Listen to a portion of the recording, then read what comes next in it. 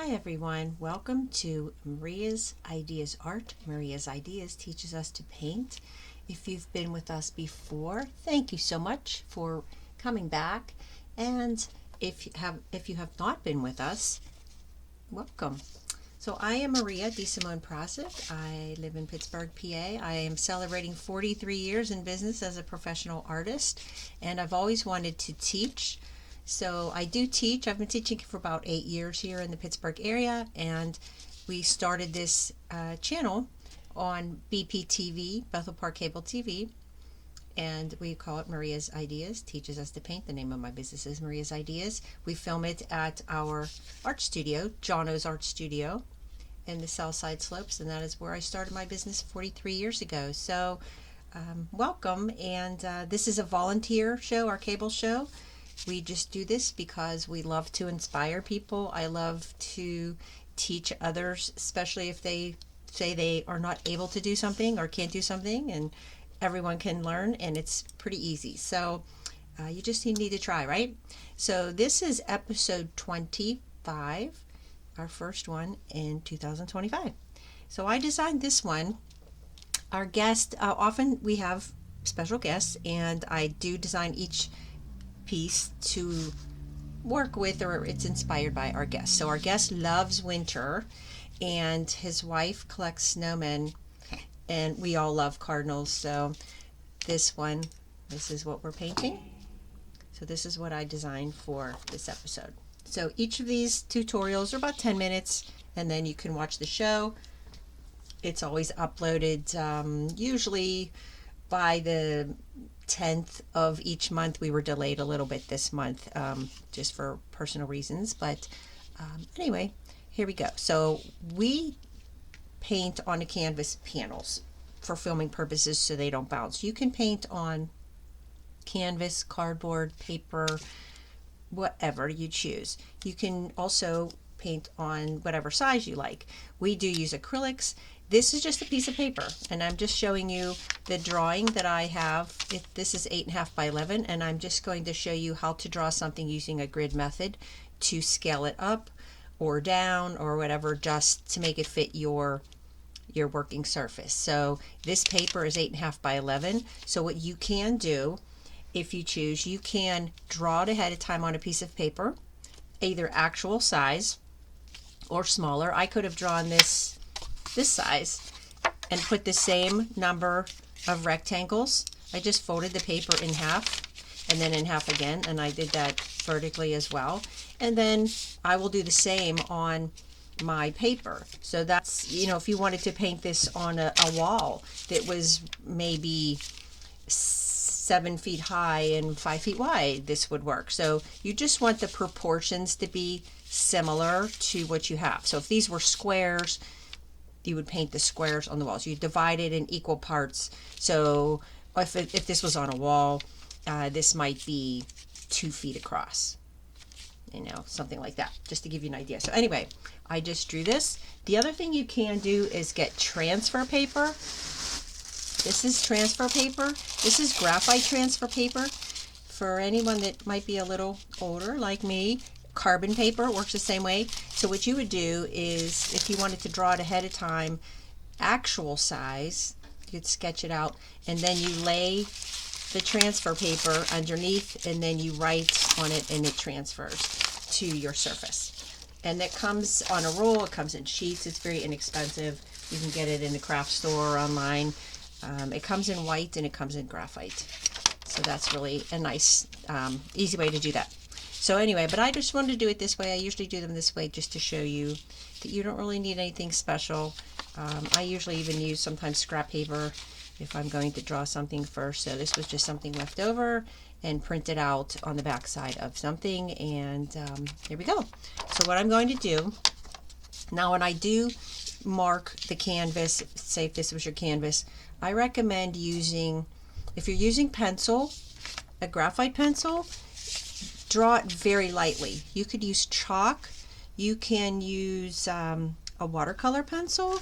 Like I have different colors. I have watercolor pencils. If you use a watercolor pencil, when you paint, the water in the paint will reactivate the watercolor pencil, and the lines will just kind of blend right into your artwork. So let's get started here. Here's my little pickle, Heinz pickle. If you know about Pittsburgh, you know Heinz Field is not named Heinz Field anymore, so that's my little tribute to keeping that alive. And also I used to can pickles with my grandma. So anyway, let's get started. So I'm going to just kind of eyeball it. You don't have to be, I mean, if you want to get a tape measure or a ruler out, that's fine. It doesn't have to be that precise. This is just a snowman or snow woman or snow pal, we're going to say. And I call this one the visitor in the snow because the little cardinal visiting, which is significant to many. All right, so you could see I'm just kind of eyeballing just to give me a guide. Everyone's snow pal will be different. It should be different. Your artwork should be unique for you. And when I teach my classes, our goal is not so much to worry about, even though I teach the technical ways to paint and use a brush, we focus more on keeping it individual and unique and special. So everyone's snow pal would look completely different, which is great. So there I have you can see they're rectangles. These are a little narrower in proportion, but that's okay. It doesn't matter. It's just to help get you going if you have trouble with scale or just to get started on a blank canvas.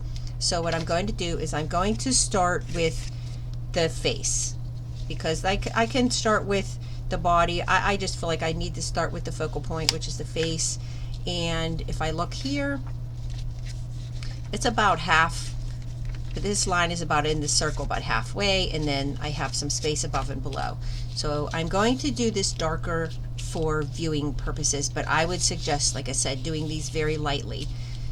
Okay, so we have the head is roughly something like this. Okay, so like I said, I'm doing it very dark. And then we have the hat. You would not be seeing top of the hat, so you can make the hat different, you can change it, you can not put a hat on it, you do whatever you want, but this is just if you wanted to do this design, this is what we're doing. So there's our little hat, and then we will come up here. If you hear that funny noise behind me, my furnace just kicked on.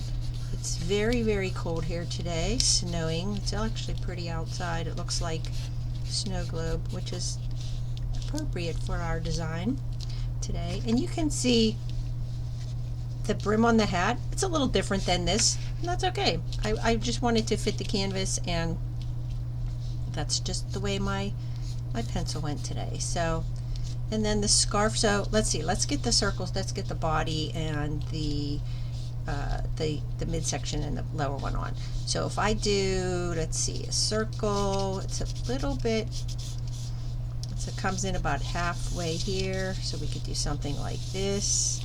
And then the bottom one is something like this here. Even though some of this would get covered up, you can do more, you could do less, you can make them different shapes, doesn't matter. Snow pals are all different sizes and shapes, right? Okay, so that's our body. And then let's see, we'll get the scarf here, comes up, and it's going to, because the wind is blowing this way, so keep that in mind. Someone just delivered something to my door. That was my little bird notification.